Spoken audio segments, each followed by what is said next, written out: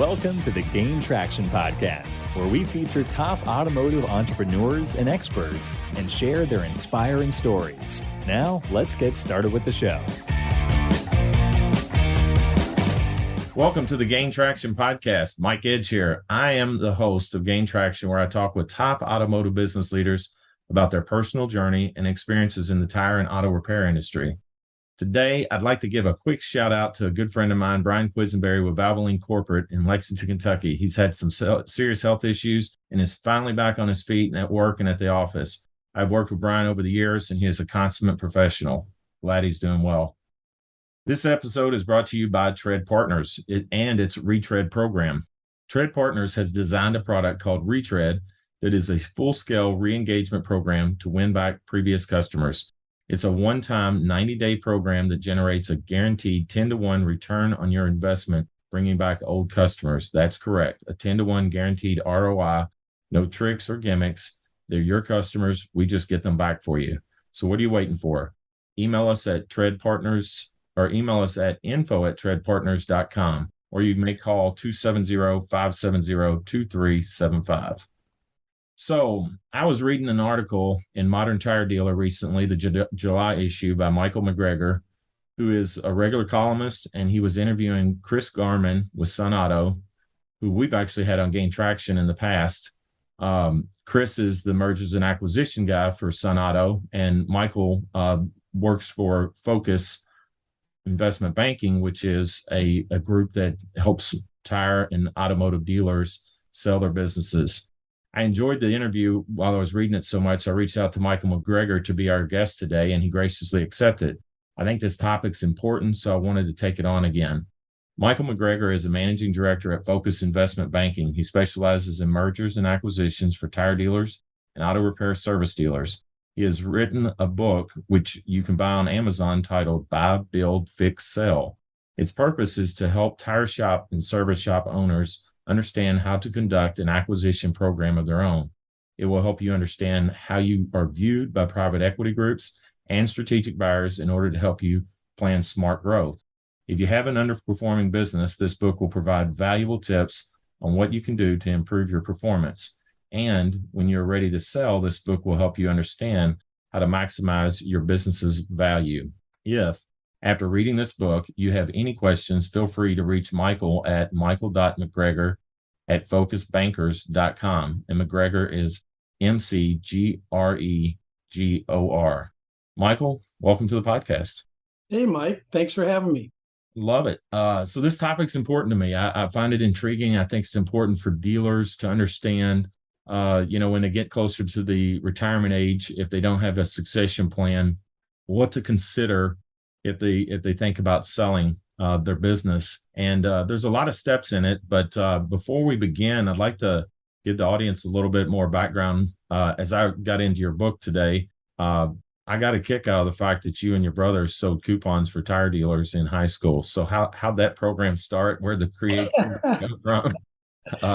Let's go back to the beginning roots of all of this. Sure. True story. Pinky's Pizza in Sangerville, California. My brother's playing pinball. Some guy comes up to him and says, "Hey, kid, you want a job?" Like, I was doing what? Selling coupons door to door. I said, okay. And next thing you know, he ropes in my other brothers. And we did that for quite a while. And my brother's still doing it in the San Francisco Bay Area. He's had clients for like 30 years. Essentially, we just knocked on doors selling like coupons, getting people to come into the local gasoline service station or tire dealer at the time. And the gist was we would get the money from the coupon. Tire dealer would get the benefit of the customer coming in, and then the person that bought the coupon got a good deal. Well, from there, I went to, I got my undergraduate degree. I went to graduate school at the University of Pennsylvania, and I was looking to go to Wall Street to become an investment banker. And Firestone comes in and interviews me. And true story, all the people on Wall Street seemed like real, not the nicest people in the world. And the Firestone people were so nice. This was 1983. And they invited me out to Cleveland, and they said, you've got a lot of experience in automotive. And I said, really? Yeah, we'd like you to help us out with marketing. So that's how I started with Firestone. Did a lot of stuff with them. I started in financial analysis. I helped work on their first point of sale computer system.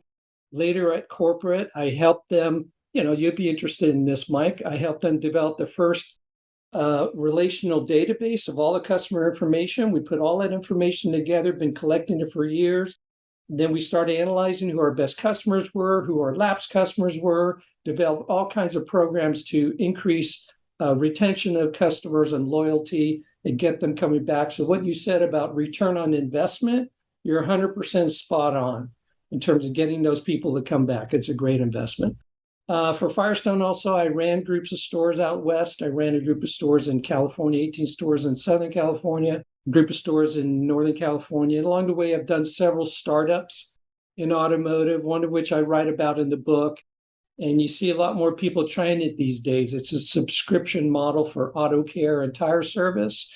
So I was like an early pioneer in that. And like all the pioneers, you take the arrows. So anyway, since 2001, I've been doing deals and happy to be with Focus. We're probably one of the most active investment banks in the automotive aftermarket for most of the tire dealers. We're not doing the huge Wall Street deals. We're licensed like those Wall Street investment banks. We're just doing, 5 to 10 to 20 to 30 store groups. And along with, I guess, tire wholesaling, I've done some commercial tire work as well, too. So. Excellent. So the background's established. I think that's incredible. And I like your background. I mean, it's so broad and extensive in the different places you played in it. I think one of the pertinent questions I wanted to ask you today from your perspective, and I know it's in your book, but for the audience to maybe be interested in taking a deeper dive in the book, what would you say is the number one thing a tire dealer should focus on before even approaching anyone about, hey, I may sell in 3 to 5 years? Get your house in order, man. I mean, first of all, make sure you're profitable. Don't leave money on the table by letting someone else fix your business and benefit it. Mike, it's disappointing how many tire dealers I run across that call me up, say, hey, I'm ready to do something. And I look at their financials and they're kind of breaking even. One of the biggest things we typically see right off, a lot of tire dealers own their own real estate. Well, they're not charging themselves fair rent. They think they're making money.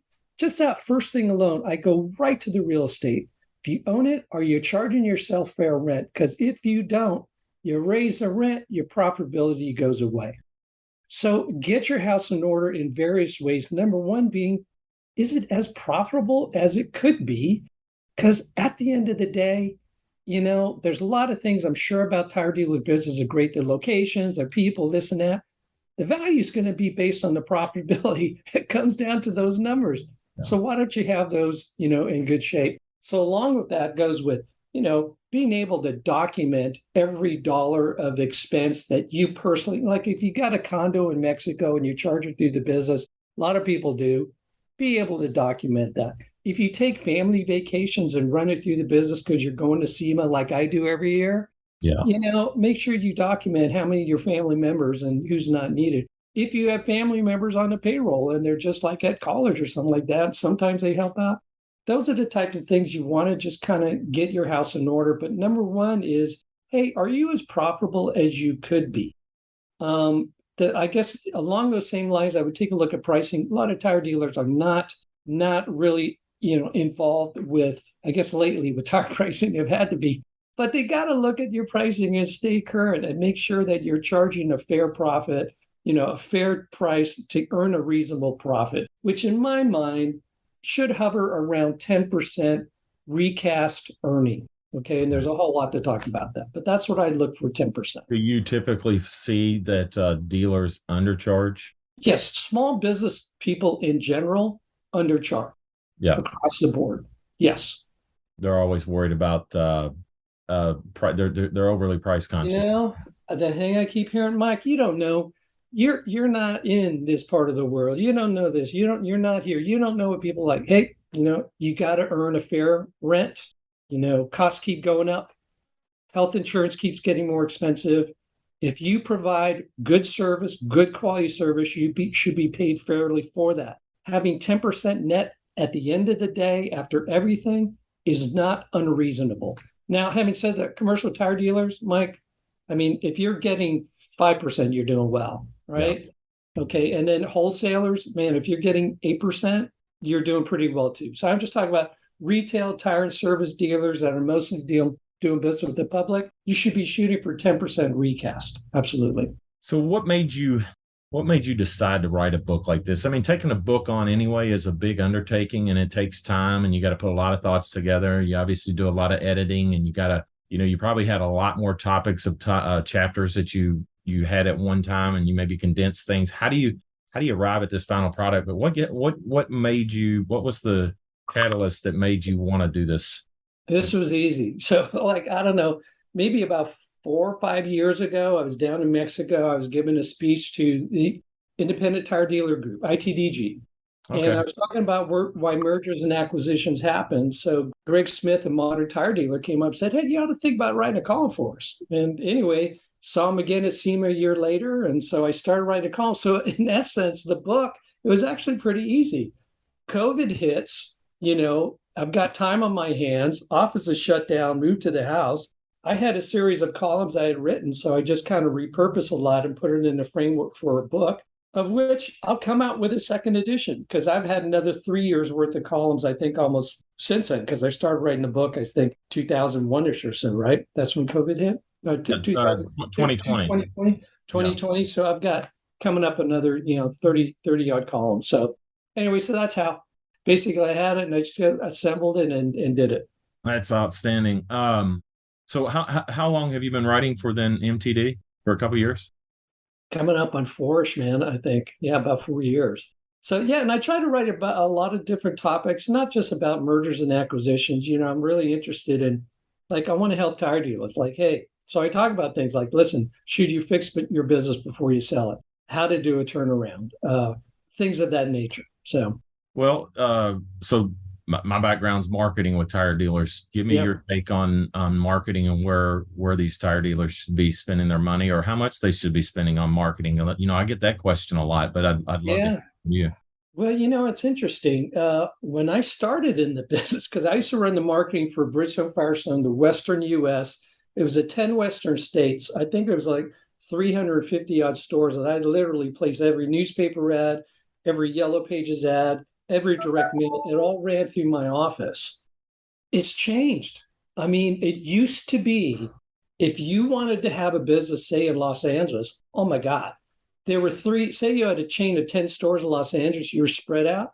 Man, you had to advertise in the LA Times, LA County Herald, Orange County Register. Talk about expensive. So it's all about you really needed a bunch of stores to be able to spread that cost out. It's become what I call more democratized. Social media, Google AdWords, and things of that nature allow you to be a lot more localized with your marketing. And the best thing about it, it's all trackable, right? You can measure return on investment, much like what you guys do. Once a dealer develops an internal database, you better be mining that thing. You better be hitting those customers up regularly or they're going to go somewhere else. So I don't have a percentage in mind. I just know it's a hell of a lot less than what I used to have to spend to stay in business and get it. And that's why I think from that perspective, for the independent tire dealer, they're not really at risk from the Mavises, from the Suns, from the Bridgestones, from the Goodyears that have the store count because they could do a lot in their own market. Yeah. Now, I do find what happens as a tire dealer gets older, they get more conservative. They think that, everybody knows this. They stop risking money. They stop trying.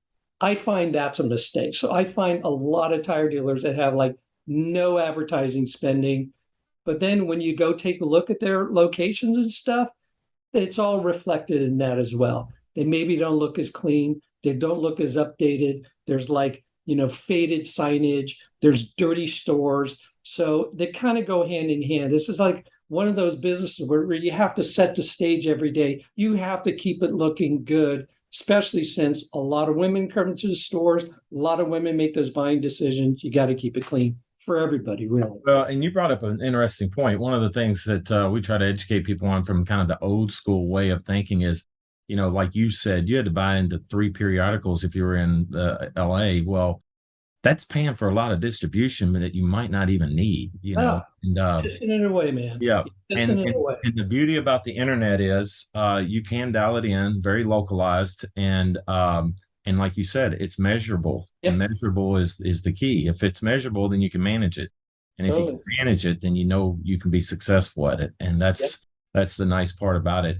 Yep. Well, give me an idea of one of the most or biggest milestones you might be most I don't know, in your career, what you're most proud of, where you maybe an acquisition or maybe helping somebody grow at a percentage rate or something like that.